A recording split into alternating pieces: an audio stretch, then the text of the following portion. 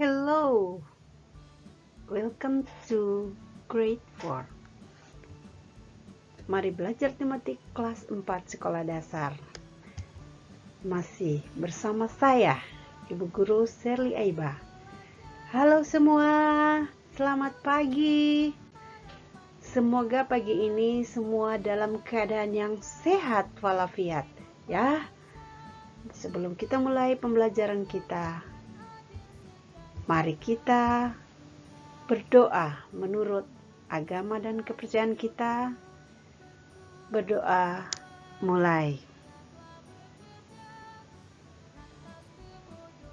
Berdoa selesai. Nah, anak-anak, pagi ini kita belajar tema 2, selalu berhemat energi. Subtema 1, sumber energi, pembelajaran yang ketiga. Let's go.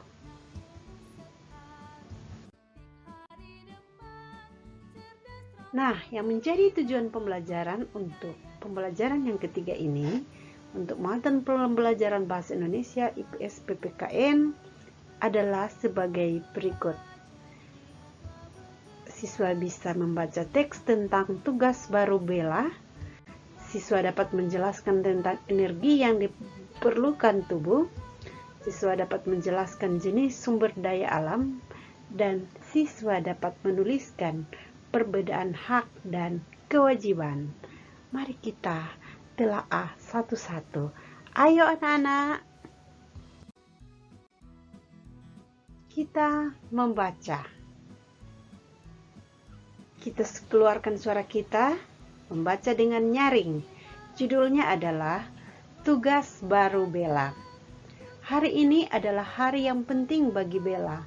Hari ini Bella menjadi petugas pengibar bendera. Bella sudah siap dengan baju seragam putih-putih. Sebelum berangkat, Bella sarapan terlebih dahulu. Sarapan membuat badan Bella mendapat energi, sehingga Bella dapat melakukan kegiatan di sekolah dengan baik. Menu sarapan Bella pagi ini adalah nasi dengan sayur dan lauk pauk. Kata ibu, nasi mengandung energi. Jika kita makan nasi, maka energi dalam nasi akan berpindah ke tubuh sehingga tubuh memiliki energi. Jika tubuh Bella mendapatkan energi dari nasi, lalu dari mana nasi mendapatkan energi? Tanya Bella pada ibu. Nasi yang kita makan berasal dari beras atau biji padi. Biji padi dihasilkan oleh tanaman padi. Untuk menghasilkan biji padi, tanaman padi harus tumbuh dari kecil sampai besar. Nah, tanaman mendapat energi dari matahari, kata ibu. Matahari memancarkan energi cahaya. Kita sudah belajar ya pada pembelajaran yang pertama. Matahari memancarkan energi cahaya yang digunakan tumbuhan untuk membuat makanan. Nah, makanan inilah yang digunakan tumbuhan sebagai energi untuk tumbuh. Dan akhirnya Bella selesai sarapan. Bella kemudian berpamitan pada ayah dan ibu untuk berangkat ke sekolah. Bella sudah mendapatkan energi nasi yang dimakannya sehingga Bella siap melakukan kegiatan di sekolah. Bella juga siap melaksanakan tugasnya sebagai pengibar bendera dengan baik. Nah, ternyata sarapan pagi itu sangat penting bagi tubuh kita ya anak-anak, karena kita bisa mendapatkan energi untuk melakukan kegiatan kita hari itu. Jadi, jangan lupa anak-anak di rumah, setiap pagi harus sarapan. Boleh ya semua? Oke, kita lanjut. Mari kita jawab. Ada 5 pertanyaan yang ada di slide ini. Silakan anak-anak baca ya. Gampang, kalau kita menyimak bacaan di atas, pasti kita dapat menjawab 5 pertanyaan ini. Ya. Oke, mari kita lanjut. Nah, anak-anak, kita belajar kali ini mengenai sumber daya alam atau disingkat dengan SDA. Nah, apa itu sumber daya alam? Kalau sebelumnya kita membahas banyak matahari, membahas air, sekarang kita akan membahas tuntas apa itu sumber daya alam. Mari kita lihat. Anak-anak tahu beras ya dimasak menjadi nasi. Nasi yang kita makan adalah makanan pokok yang berasal dari beras. Nah, beras merupakan salah satu sumber daya alam yang diperoleh dari kegiatan pertanian. Nah, apa yang dimaksud dengan sumber daya alam? Mari kita lihat apa yang dimaksud dengan sumber daya alam. Sumber daya alam adalah segala sesuatu yang muncul secara alami yang dapat dimanfaatkan oleh manusia untuk mencukupi segala kebutuhan, ya, kebutuhan hidupnya. Nah, Tuhan menciptakan sumber daya alam untuk kelangsungan hidup dan kesejahteraan umat manusia. Manusia dibekali akal dan pikiran untuk mengelola sumber daya alam sehingga bisa dimanfaatkan sebaik mungkin. Nah, berdasarkan ketersediaan sumber daya alam ini ada 3 bagian yang besar, ya. Mari kita lihat satu-satu. Sumber daya alam di sampingnya adalah contoh. Yang pertama, sumber daya alam kekal, ya. Sumber daya alam kekal, apa itu dia? Sumber daya alam kekal ialah sumber daya alam yang tidak akan habis karena selalu tersedia dan dapat digunakan sebanyak-banyaknya. Contoh, matahari, ya, bisa kita gunakan sebanyak-banyaknya. Air, angin, ya, kita belajar sebelumnya. Nah, yang berikut, sumber daya alam yang dapat diperbaharui. Bagaimana sumber daya alam yang dapat diperbarui? Yaitu sumber daya alam yang dapat diusahakan kembali keberadaannya jika habis. Nah, contoh sumber daya alam yang dapat diperbarui adalah tumbuhan dan hewan. Jadi bisa diusahakan kembali jika habis. Jadi kalau tumbuhan, ya, kita tanam kembali, ya, jika habis. Hewan juga begitu. Kita perkembangbiakan jika habis, ya. Oke, bisa dimengerti, ya. Dan yang ketiga adalah sumber daya alam yang tidak dapat diperbaharui jika habis. Nah, apa itu dia? Sumber daya alam yang dapat habis jika digunakan terus-menerus. Nah, sumber daya alam ini tidak dapat diperbarui, akan habis. Nah, dan tidak dapat dipulihkan. Contoh, mari kita lihat apa contoh yang tidak dapat diperbarui ini, yaitu minyak bumi, batu bara, dan barang tambang. Minyak bumi dan batu bara terbentuk dari makhluk hidup yang telah mati dan terpendam selama jutaan tahun. Nah, pembentukan minyak bumi dan batu bara sangat lama dan membutuhkan waktu jutaan tahun. Oleh karena itu, minyak bumi dan batu bara termasuk sumber daya alam yang tidak dapat diperbaharui. Nah, jelas ya semua? Oke, jelas. Kita lanjut. Mari kita jawab. Berdasarkan uraian di atas, silakan jawab pertanyaan yang ada di slide ini. SDA jangan lupa adalah sumber daya alam. Bisa ya semua? Oke, mari kita lanjut. Nah, sebelumnya kita membahas mengenai matahari, angin, ya. Sekarang kita akan belajar mengenai sesuatu yang penting yang tidak pernah habis tadi adalah air. Tanaman padi, anak-anak tahu, dapat tumbuh karena kebutuhannya tercukupi, yaitu adanya matahari, air, dan unsur hara yang terlarut dalam air. Jadi air merupakan salah satu komponen yang penting bagi tumbuhan. Nah, bagaimana dengan manusia? Air juga sangat penting bagi manusia. Air termasuk kebutuhan dasar manusia.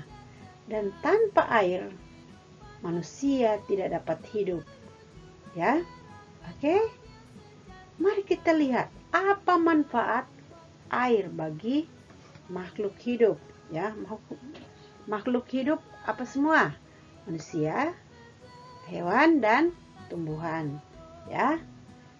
Air adalah merupakan salah satu sumber energi dan merupakan komponen utama kehidupan. Tanpa air tidak akan ada kehidupan di bumi. Nah, mari kita lihat manfaat bagi manusia. Untuk kesehatan, ya, bisa menjaga suhu tubuh, bisa mengeluarkan racun dari tubuh, mencegah dehidrasi, ya. Kalau kita kurang minum, nanti akan mengalami dehidrasi. Untuk mencegahnya, mari kita minum air, ya, sebanyak yang kita butuhkan untuk hari itu. Dan air juga bisa menjaga kelembaban kulit. Jadi air untuk kehidupan sehari-hari juga bisa digunakan sebagai untuk minum, bisa memasak, mencuci, ya, dan mandi, dan lain-lain. Untuk keamanan, air digunakan untuk pemadam kebakaran, ya. Kalau ada kebakaran, tim pemadam kebakaran ini menggunakan air untuk memadamkan kebakaran. Dan untuk industri digunakan untuk pencucian, pendinginan, dan untuk menghasilkan listrik, ya. Perdagangan di rumah makan, ya, mereka sangat membutuhkan air. Hotel juga membutuhkan air. Dan untuk pertanian digunakan untuk menyiram tanaman. Peternakan juga. Kalau peternakan kolam ikan, ya, menggunakan air yang banyak. Karamba, tambak, ya, menggunakan air. Ternyata air sangat penting, ya. Itu untuk manusia. Sekarang kita lihat untuk hewan. Sama seperti manusia, hampir sama. Untuk hewan juga menjaga suhu tubuh, tekanan darah, melancarkan pencernaan, dan juga transportasi nutrisi ke seluruh tubuh. Dan mari kita lihat untuk tumbuhan. Untuk tumbuhan bisa melarutkan zat-zat hara dalam tanah sebelum diserap oleh akar. Kedua, bisa salah satu bahan baku proses fotosintesis. Fotosintesis akan menghasilkan zat-zat penting baik bagi tumbuhan maupun bagi seluruh makhluk hidup di bumi. Air juga bisa mengatur tekanan pada sel tumbuhan sehingga mengatur membuka dan menutupnya mulut daun. Apa mulut daun? Istilah dalam biologi adalah stomata. Dan yang terakhir untuk tumbuhan, air dapat menjaga agar suhu dalam tubuh tumbuhan tetap. Ternyata begitu penting air untuk semua makhluk hidup yang sudah dibacakan tadi. Nah, anak-anak,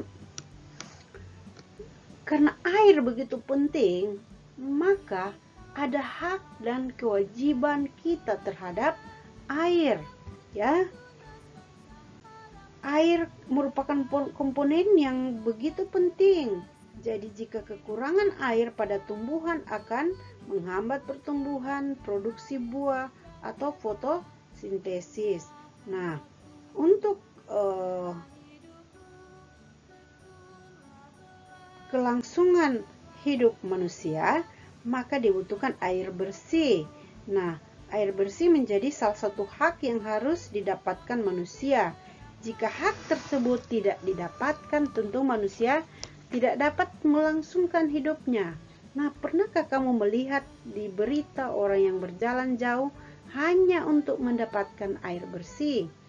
Meskipun air termasuk sumber daya yang kekal, tetapi jika tidak dijaga, ingat baik-baik, jika tidak dijaga kelestariannya, lama-kelamaan air juga akan berkurang. Oleh karena itu, mari kita memiliki kewajiban untuk menjaga kelestarian air. Selain melaksanakan kewajiban menjaga kelestarian air, juga merupakan bentuk syukur kita kepada Tuhan atas anugerah air. Bagaimana kita menjaga air? Nah, tidak membuang sampah sembarangan, ya.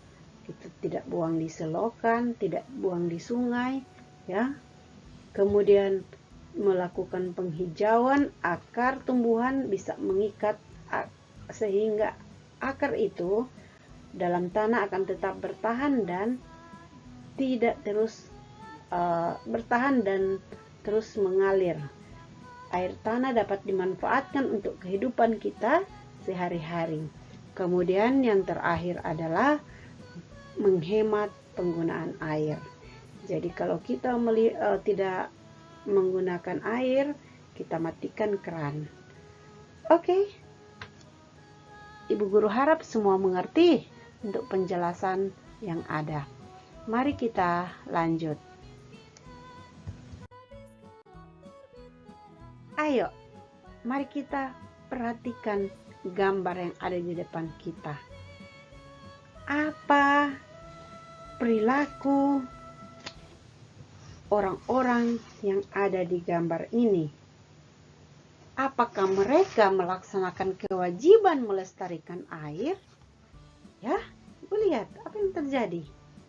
Apa akibat perilaku yang sudah dilakukan? Ya. Anak-anak, silakan berpikir dan mencoba menjawabnya. Boleh? Oke, kita lanjut.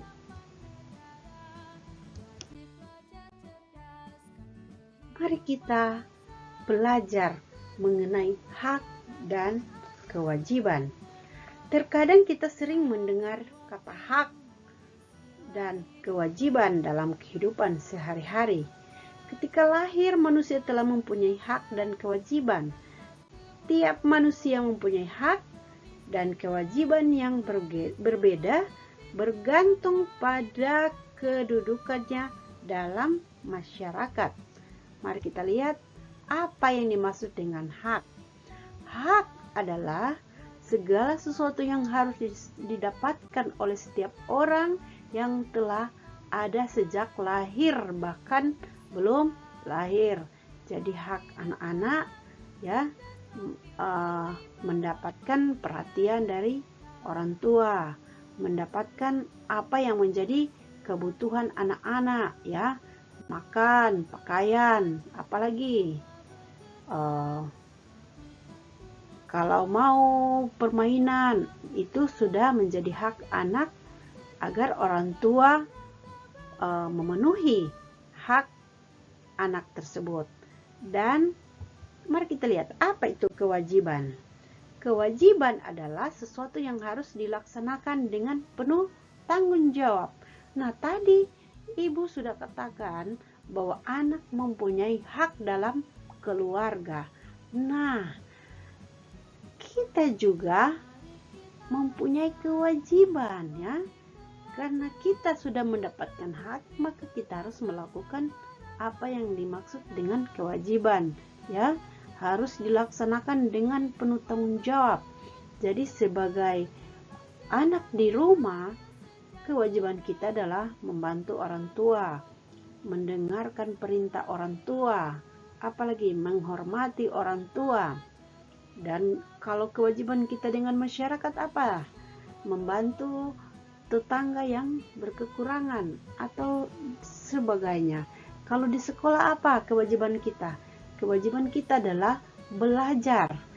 Kewajiban kita melaksanakan tugas yang diberikan oleh guru. Ya, mengerjakan tugas-tugas. Kalau hak anak di sekolah apa? Mendapatkan pendidikan, ya. Jadi itu merupakan hak progresif dari anak, ya. Dan mari kita lihat contoh. Hak yang pertama, hak manusia adalah bebas memilih, memeluk agama dan kepercayaannya. Sedangkan kewajibannya adalah membayar pajak. Kemudian, hak memperoleh pendidikan dan pengajaran. Kewajibannya adalah tunduk kepada hukum. Hak memanfaatkan sumber daya alam. Kewajibannya adalah memelihara kelestarian sumber daya alam. Oke, mengkira sangat jelas apa yang sudah dipaparkan, dan silakan anak-anak berlatih identifikasi kegiatan berikut, kemudian gunakan tanda centang. Apakah datang ke sekolah tepat waktu termasuk di hak atau kewajiban? Silakan pilih centang di mana yang jawabannya benar, dan seterusnya. Boleh semua? Oke? Selamat mencoba. Oke anak-anak, demikian pembelajaran kita hari ini. Terima kasih sudah memperhatikan pembelajaran dengan baik, dan terima kasih sudah menonton video ini. Tetap jaga kesehatan, memakai masker, menjaga jarak, cuci tangan, menjaga imun kita dengan makanan yang sehat, menjaga iman kita, selalu berdoa kepada Tuhan kita, dan jangan lupa like, share, subscribe, dan berikan komen Anda untuk perkembangan channel video ini. Oke, salam sehat.